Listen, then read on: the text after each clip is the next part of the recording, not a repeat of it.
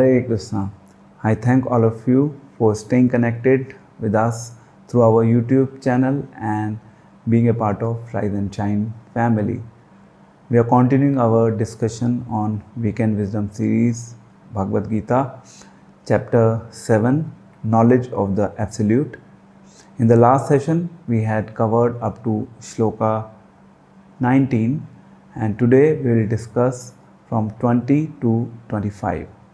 The theme for today's discussion is the worship of the demigods and a very brief overview of the impersonalist philosophy, Mayavad. Om Jnanatimirandhasya Jnananjalashalakhya Chakshurmilitam Yena Tasmai Shri Guruve Namah. So you all may please recite Shloka 20 with me. Kamastes prahadgyana prapadyante anya devata tam tam niyamasaya prakarta niyata svaya. Translation: those whose intelligence has been stolen by material desires surrender unto demigods and follow the particular rules and regulations of worship according to their own natures.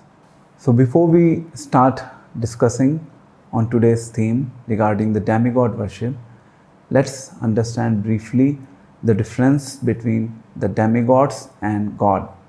Because the general understanding in India is that all gods, whether it is demigod or God, they all fall into the same category. Essentially, there is no difference between them and all of them are same. And if we worship them, it leads to the same result. But that's not the truth. If we really get into the Vedic insights, then there is a distinction between demigods and God. When we say demigods, then we have Brahma ji, Shiva ji, then we have Durga Devi, Saraswati. These are basically demigods. And God is one, that is the Vishnu Tattva. We say Krishna, Ram, Varaha, Narasimhadev, they all fall into the category of God. But in society, generally people worship all of them into the same category. So we can understand it with the help of an example. Like we have the councils of minister in India, and these councils of minister is being headed by the Prime Minister.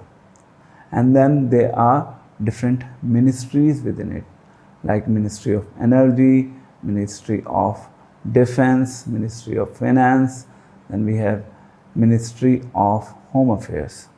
And all these different ministries are, although independent in their different divisions or their different sections of responsibilities, but they ultimately work under the supervision and direction of the Prime Minister. So likewise, we have Supreme Personality of Godhead, who is God himself, and he has assigned different duties or responsibilities to the demigods. Like Shiva is in charge for destruction. Lord Brahma, he is in charge for creation. So those responsibilities have been delegated to them by God himself.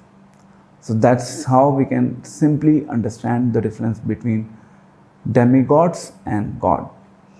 And worship of demigods lead to different results.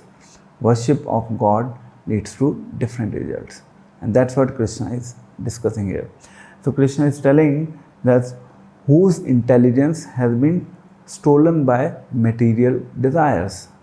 Now when we talk about material desires, in simple terms, the desire to earn fame, prestige, or the desire to become rich, or the desire to gain more and more knowledge.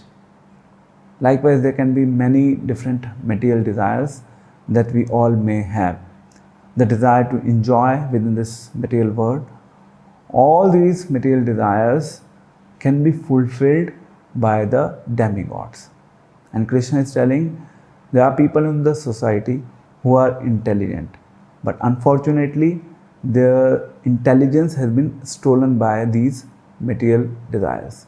Then what do? They start worshipping different demigods. The demigods get pleased easily and then they fulfill the desires of humans. And the humans basically worship these different demigods as per different rules and regulations. It is true that within our Vedic literatures, there is a specific responsibility being given to these demigods. Like for instance, if someone wants to remain healthy or get rid of any bodily ailments, then one may worship sun. If someone wants to gain more and more knowledge, then one may worship goddess of learning Saraswati. If someone wants a beautiful wife, then someone may worship Lord Shiva's wife Uma. So that description is already there in our Vedic literatures. So there are people who approach these demigods to fulfill their material desires, and there are people who approach the Supreme Personality of Godhead Himself to fulfill their material desires. So which one is better? So the better is basically to approach the Supreme Personality of Godhead to fulfill the material desires. And someone may ask a question, why is it so? We'll discuss that in the other shlokas. So direct worship of Supreme Personality of Godhead is much better proposition irrespective of the fact of the desires that we may have. So let's move on to shloka 21. I am in everyone's heart as a super soul. As soon as one desires to worship some demigod, I make his faith steady so that he can devote himself to that particular deity. And let's quickly read 22 also. Endowed with such a faith, he endeavors to worship a particular demigod and obtains his desires.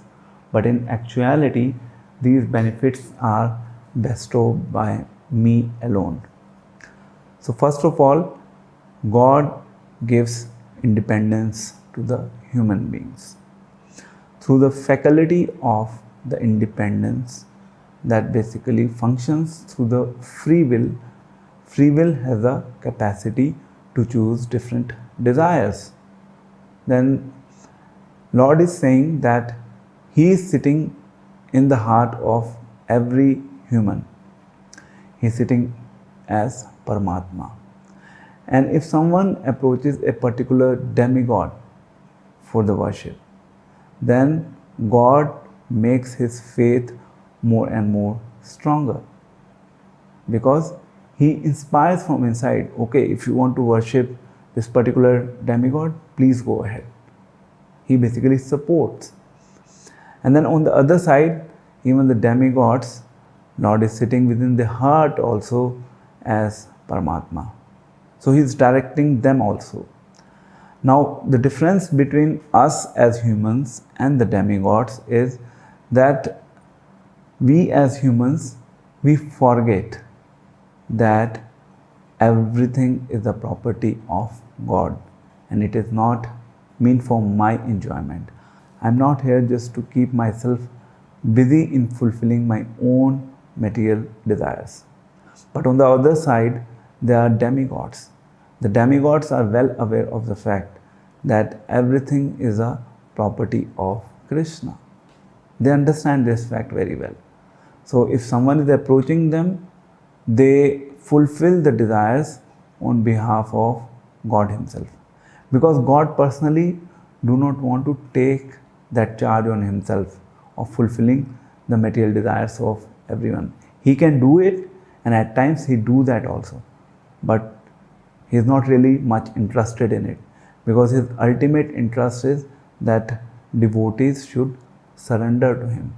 It may happen that initially one may approach Supreme Personality of Godhead, Krishna himself or Lord Ram, for fulfilling the material desires. But ultimately, we all are supposed to get rid of these material desires so that we can properly surrender to God, then serve Him with a proper attitude. So we have to become sincere in execution of the devotional service. So God is there. God basically acts on the back of everything. God is fulfilling the desires of humans through the demigods, and He is sitting in the heart of the demigods also. Now someone may ask question, then should we serve God for our material desires, or we should serve the demigods for our material desires?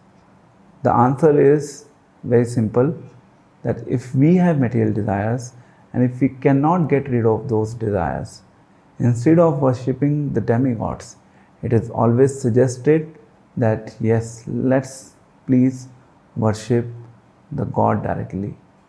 Because Krishna is making an interesting point here.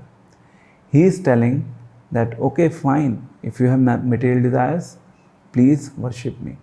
It will be for your ultimate welfare.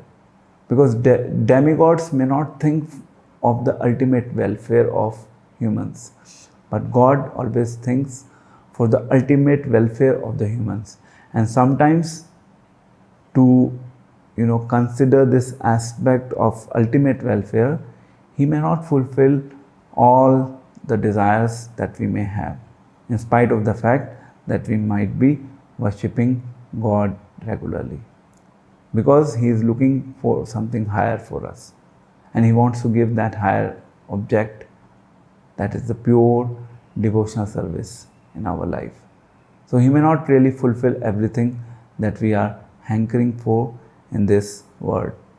So in Shloka 22, He is telling that I give them that faith, I make their faith more and more stronger, and through that faith, people worship demigods and their desires get fulfilled. And then He makes one remark, that in actuality, those desires are fulfilled by me only through the mechanism of the demigods. So what do we learn here? So Srila Prabhupada gives an interesting example in this regard. Just like there is a plant, and if we want that plant to grow, instead of giving water to all the leaves separately or to the flowers separately, we simply need to give water to the roots, and then automatically the plant will grow and it will turn into the tree. Very simple. And we don't have to give individual water to the leaves or the flowers separately for them to grow. So we can do the same thing. If we have material desires, let us just give water to the root. So the root of everything is God Himself. Why do we need to approach others? Why do we need to separately satisfy the demigods? We don't need to. In fact, demigods are more satisfied and pleased when someone is directly serving their master. They are more happy with it. Because even Lord Shiva says that Aradhana Nama Devi Vishnu Aradhana Sarvottamam. So among all the worships, the worship of Lord Vishnu is the topmost worship. Everything is ultimately working under the direction and control of God Himself, either directly or indirectly. Shloka 23 together now. Antavatu phalam tesham tadbhavtya alpamedasam devana deva yagyo yanti madbhakta yanti mamapi. Translation: Men of small intelligence worship the demigods, and their fruits are limited and temporary. Those who worship the demigods go to the planets of the demigods, but my devotees ultimately reach my supreme planet. Now again Krishna is telling that what happens to people who worship different demigods. First he is telling that they are of small intelligence. Alp Medasam. This is a very important word here in this shloka. Their intelligence is lower. They are the man with the small intelligence. Then he says that they worship the demigods and then they get results. The results by nature are limited and temporary. It does not remain forever with us. We may get some result, but it will not remain throughout. So likewise, we may get different results by performing the demigod worship. But let's remember that all those results are ultimately going to be temporary and it will be limited. For the time being, we'll be happy with it, but then we need something else. So we'll not be satisfied with these temporary material desires that will be fulfilled in due course of time. Now further it says that in this shloka that different worshippers are awarded different destinations. Here we have an interesting question on this subject. Now generally people believe that all paths lead to the same goal. This is the understanding. Whether you worship Lord Vishnu or you worship Lord Shiva or you worship Lord Brahma, everything reaches to the same goal. So we can understand it with the help of an example of our body. If you want to nourish our body, we need to supply food to our body through our mouth. That's a simple principle. If you want to be happy, peaceful and satisfied, and if you are looking for everlasting happiness in our life, then we have to follow a proper methodology for it. That is worship of the Supreme Personality of Godhead. We don't have to beat around the bush. We have to focus on the exact reality, and that exact reality is already mentioned here in Bhagavad Gita. Let's move on. Why we are talking about all this? Why one should not worship the demigods? Why one should worship the Supreme Personality of Godhead directly, whether for the material desires or for the spiritual desires? The answer is very simple, that the favor of the Supreme Personality of Godhead on his devotees is unlimited. He gives special mercy to the devotees, and again that mercy is also unlimited, because he is happy, he is satisfied, because we are living up to the expectations of God. The more we live up to the expectations of God in our lives, the more God is happy from us. The more God is happy from us, the more He is ready to give us that everlasting happiness in our life. So let's remember a thumb rule from today's discussion. One, that we should not worship the demigods, but yes, we must give them due respect. Or we can pray to them that please help us to gain the devotional service for the Supreme Personality of Godhead. But we don't have to directly worship them to fulfill our independent material desires. This is one principle. We can directly approach Supreme Personality of Godhead to fulfill our material desires. The second principle is, even if we are attached to a particular demigod and we are unable to overcome that attachment, no problem. Let's understand, at least on the principle, that Supreme Personality of Godhead is superior.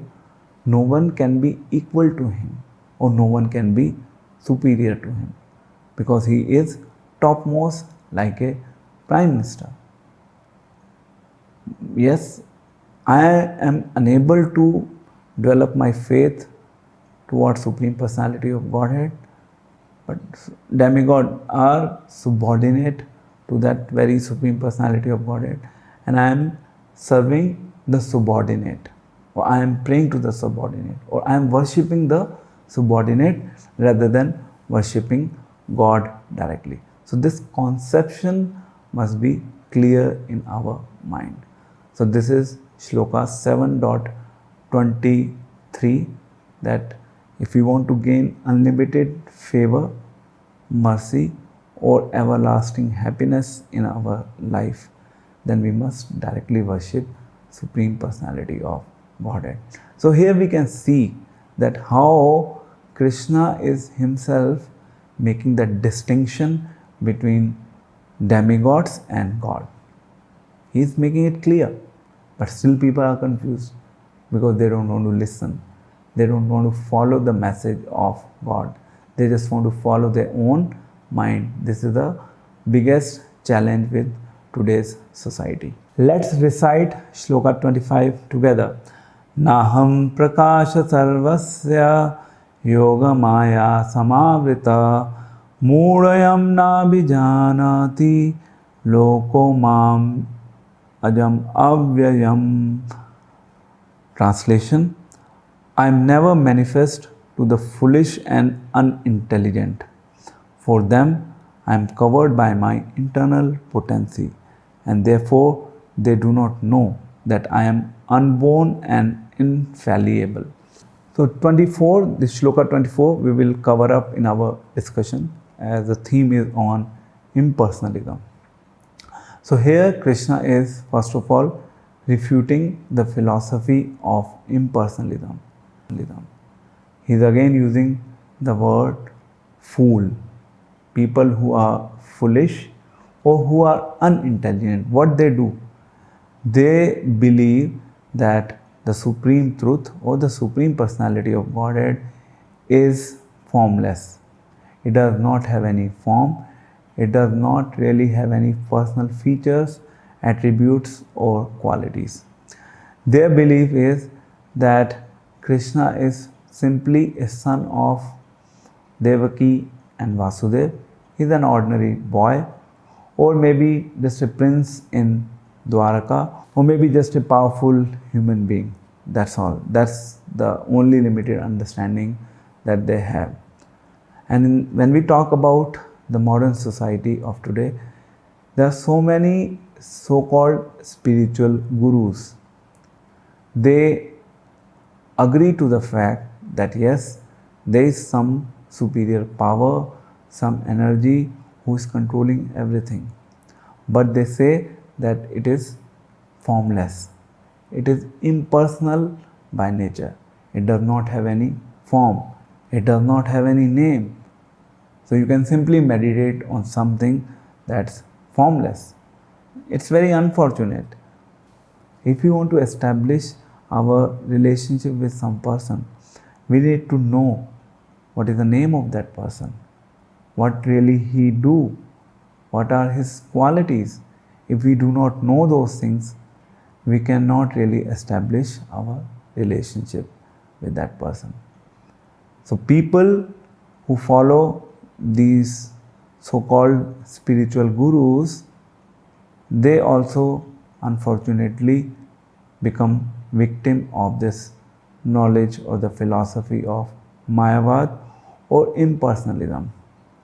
And then they get stuck. They cannot establish a personal relationship with God because they are simply busy in meditating a formless object throughout their lives. They may get some peace, they may get some satisfaction, some happiness, but does it really lead to the ultimate goal of the life of a human being? The answer is no, because they are not on the right path. So these different kinds of impersonalists in this shloka has been referred as Abudaya. And in this modern society, there are so many impersonalists, so many followers of those impersonalists, because people cannot even make a demarcation what is the real meaning of the impersonalism. In simple terms, if the spiritual leader cannot even tell clearly who is God, what is the name of God, what are his qualities, what are his features, then their philosophy is purely revolving around impersonalism. Let's conclude Shloka 25 and what Krishna is telling here. Krishna is saying that I do not manifest before two people. One is unintelligent and the foolish ones. Because their understanding is God is impersonal, He is formless, He doesn't have any qualities. They are just limited within their own domains. So what Krishna do? For them, I am covered by my internal energy. Even if I personally become present before them, still they will not be able to recognize me as God. Because I am covered before them by my internal energy. Let's take an example. Like Kans was there. Kans could not really appreciate or understand who is Krishna. That's how Lord is covered through His internal energy before the demons or the people who have demoniac qualities. In fact, even if God personally comes before the people who have demoniac qualities or demoniac nature, it will not make any change in their lives. They will still continue to carry on their life the way they are currently leading. So if today God comes before us and then tomorrow we'll still continue to follow the same routine of our lives. That's why God is not present before us via our naked eyes. We have to practice the path of spirituality very strongly. Then only we can have an hope that yes, our time will come when Krishna will be happy and pleased from our services, and He will come before us and He will give us this fruit of pure devotional service. So a devotee is always hankering when Krishna will be pleased from my services, because the day when Krishna will be really pleased for my services, that day he'll be forced to come to meet his devotee. He'll be forced himself. We don't really want to see God, but we want to serve God. So therefore, they do not know that I am unborn and infallible. Another interesting point that Krishna is mentioning here. He tells that people who believe that I am an ordinary human being, or I took birth simply through Devaki and Vasudev, like a normal process, the way we take birth, they are basically mistaken. They cannot understand my nature of being unborn. But on the other side, Krishna says, still I appear again and again. Whenever they decline in the religious principles, yada yada hi dharmasya glanir bhavati bharata. So how do we understand? On one side, Krishna is telling, I am unborn. On the other side, Krishna is telling that I basically appear in every millennium from time to time. How do we understand this?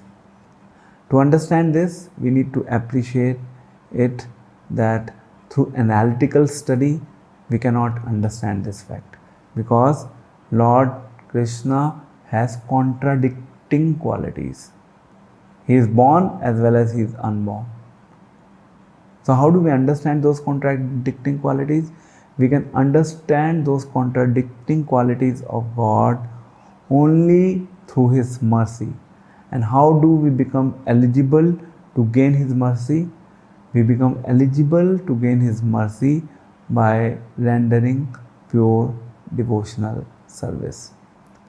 And then Lord awards us the intelligence also, the divine intelligence through which we can understand the contradicting feature of God. So with this note, I thank all of you for staying connected with us, and we are continuing our momentum on this Weekend Wisdom series. Please subscribe to our channel. We'll continue to have videos on different subjects. We are discussing Bhagavad Gita here. In Hindi, we have different videos that would keep on coming from time to time. Please like the videos, share it with others, subscribe to our channel so that others can also be benefited with this divine knowledge of Bhagavad Gita. Thank you very much. Srimad Bhagavad Gita ki jai. Hare Krishna, Krishna Krishna, Hare Hare, Hare Ram, Ram Ram, Hare Hare. So the last request that I have from all of you is, please read Bhagavad Gita at home in parallel at your level also, so that you can go into the shlokas and then the meanings and how Srila Prabhupada has very nicely explained all the purports to it. It gives a very high level understanding of what Krishna is really trying to explain in that specific shloka. Srila Prabhupada is presenting it in a very simple manner so that we fool can easily understand what Krishna wants from us. Thank you very much. Hare Krishna. Jagat Guru Srila Prabhupada ki jai.